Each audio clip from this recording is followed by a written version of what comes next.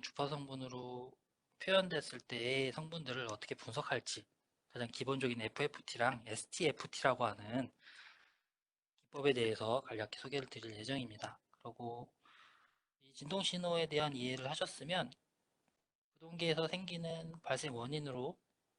진동 발생 원인으로 나오는 진동 특성이 어떤 것들이 있는지 살펴보도록 하겠습니다. 오늘 준비된 내용은 어떤 해석 방법에 대한 것 아니면 해석적인 부분은 좀 배제가 되어 있고요. 기본적인 진동의 원인에 대한 것과 어떻게 분석해야 되는지 방법이 좀 포커싱 되어 있습니다.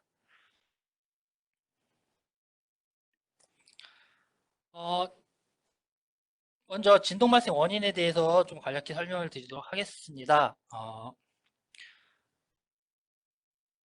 일반적으로 현장에서는 저희가 그리고 센서를 통해서 신호 분석 장치를 통해 구동 기계에 들어있는 많은 정보들을 분석하게 되는데요. 그 대표적인 게 진동 신호를 통해 분석을 하게 됩니다. 진동 신호 같은 경우는요, 지금 현재 기계의 상태에 대해서 알려주는 가장 많은 정보를 담고 있는 신호이기 때문에 여러모로 활용도가 높고 유용하게 사용하게 됩니다. 현장에서 보여지는 신호들은 대부분 오른쪽에 보이시는 이런 FFT를 취한 축구도 형태의 그래프를 많이 보시게 되는데요. 실제로 저희가 취득하는 데이터 정보는 이런 시간에 따라서 변화되는 가속도 데이터가 기본적으로 들어오게 됩니다. 이런 신호 분석 장치는 가속도 데이터를 입력받아서 자동으로 변환해주고 저희한테 보여주는 건 요 성분인 거죠. 저희가 오늘 하는 내용들은 이 주파수 성분에 대해서 어떻게 발생하는 원인이 무엇인지 그리고 어떻게 분석하는지가 포커싱 되어 있습니다.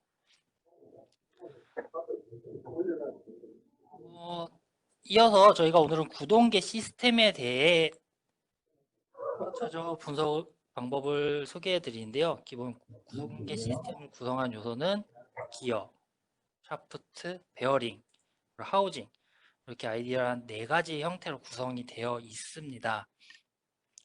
외부에 회전 RPM 정보가 들어오면 샤프트가 돌고 연결되는 기어가 도는데요.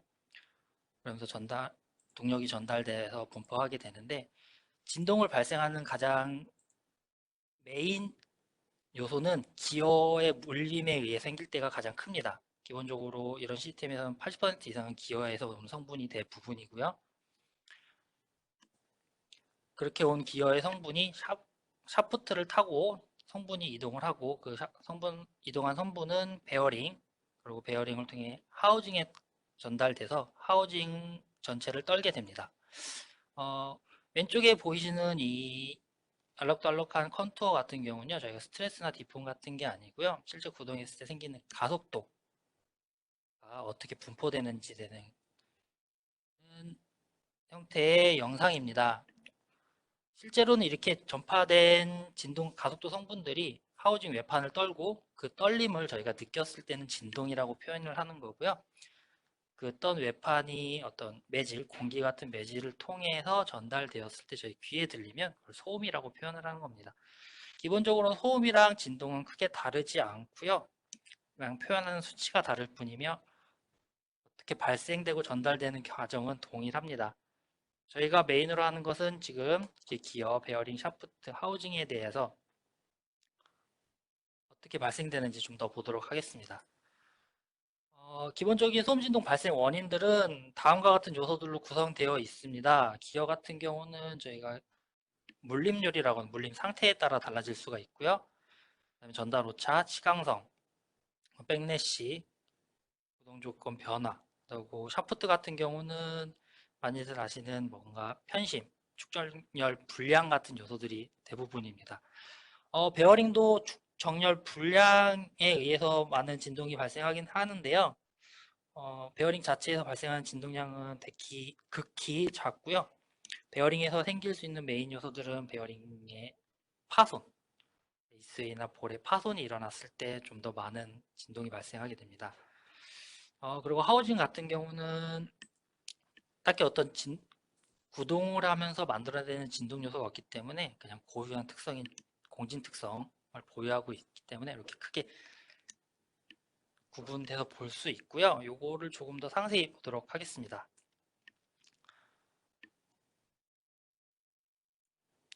먼저 기어의 물림 상태입니다. 기본적으로 스퍼 기어와 헬리컬 기어에 대한 물림에 대한 비교 영상인데요.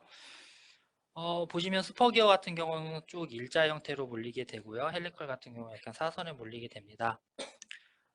이 같은 요소는요, 한 번 회전하면서 기어가 얼마만큼 많은 양을 맞물려 돌아가느냐가 포커싱입니다. 스퍼 기어 같은 경우는 이 물림이 2를 넘을 수 없고요. 비율로. 헬리컬 기어는 제작 설계에 따라서 3에서 5까지도 확장이 될 수 있습니다. 물림률이 좋아야지 진동에 대한 영향도가 많이 감소되는데요. 이 같은 경우는 이제 동일한 하중이 들어왔을 때 어떤 하중 전달에 대한 면적이 더 많기 때문에 헬리컬 기어 같은 경우가 진동 특성이 좀 더 유리하다, 효과적이다라고 많이들 표현하십니다. 근데 두 개의 가장 큰 차이는 스퍼 기어 같은 경우는 축방향의 하중 전달은 없습니다. 하지만 헬리컬은 그 비틀린 각 때문에 축방향으로 하중 전달이 있기 때문에 기본적으로 그 지지해주는 베어링의 강성이 그 축방향 하중보다는 더 크게 버텨줘야 하는 이런 부가적인 선택사항이 있습니다. 이런 기어의 물림을 보았을 때 보시면 기어의 가장 아이디얼한 컨택은 기어 치형의 가운데 이렇게 몰려있는 형태가 가장 아이디얼한 상태입니다. 하지만 실제 구동을 보시면 뭐 위쪽이나 아래쪽 끝으로 몰리는 현상들이 나올 수가 있습니다. 이 같은 경우는 아이디얼한 상태보다 그런 아이디얼하지 못한 상태일 경우에는 뭔가 진동에 대한 영향이 더 크게 발생할 수 있기 때문에 저희가 기어의 물림 상태를 좋게 만들어 줘야지 진동을 더 저감시킬 수 있고, 물림이 좋지 않는 경우가 진동을 더 크게 만들어내는 이유이기도 합니다.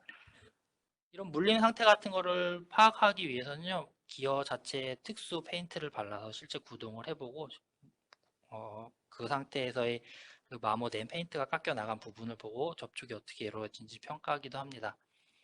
그래서 기어 진동이 발생하는 원인은 이 물림이 좋지 않은 경우 발생할 수 있는 게 첫 번째고요. 두 번째로는 전달 오차와 치 강성입니다. 전달 오차라고 하는 것은 뭐 예를 들어 지금 보이시는 기어 보면은 기어비가 1대2의 비율을 가지고 있다고 했을 때 한 기어가 한 바퀴를 돌면 다른 한 기어는 두 바퀴를 돌아줘야 되는 기울 그런 상태를 만들어줘야 되는데 실제로는 한 바퀴를 돌 때 다른 한 바퀴는 뭐 1.9, 1.8의 비율밖에 돌지 못하는 경우가 많이 생깁니다. 옆에 그래프를 보시면 가운데 직선 같은 경우는 그런 1대2의 비율을 유지했을 때 정확히 돌아줘야 되는 패턴인데 그렇지 못한 경우 이렇게 오실레이션 하면서 두 기어의 전달이 계속 바뀌는 형태를 만들어 주는데요. 이 같은 형태가 저희가 알고 있는 트랜스미션 에러, 전달 오차의 기본적인 이해입니다.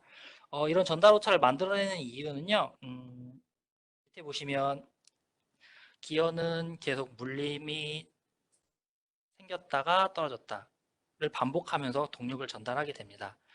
그러다 보면 기어가 한 쌍이 물리는 상황이 생길 수도 있고 두 쌍이 물릴 수도 있는 상황이 생기는 거죠. 그럼 이렇게 되면서 그 사이에 걸리는 이 치강성이라고 하는 요인들이 계속 변하게 됩니다. 계속 아이디어랑 상태로 몰려 있다 그러면 이런 직선처럼 쭉 이어져야 되는 강성이 계속 기어가 하나가 물리고 두 개가 물리는 걸 반복하다 보니 계속 반복돼서 작용을 하게 되죠. 이러한 영향 때문에 실제적으로 위에처럼 전달 오차의 패턴이 생성되게 되는 거고요. 이런 요인 때문에 저희가 알고 있는 그런 진동이 발생하게 됩니다. 치강성이나 전달 오차에 의해서 발생하는 요인은 대부분 와인 노이즈라고 알고 계시죠? 와인 노이즈의 발생 이유가 지금 설명드린 요 기어의 물림의 형태가 변하는 패턴 때문에 생기는 영향이라고 이해하시면 될 것 같습니다.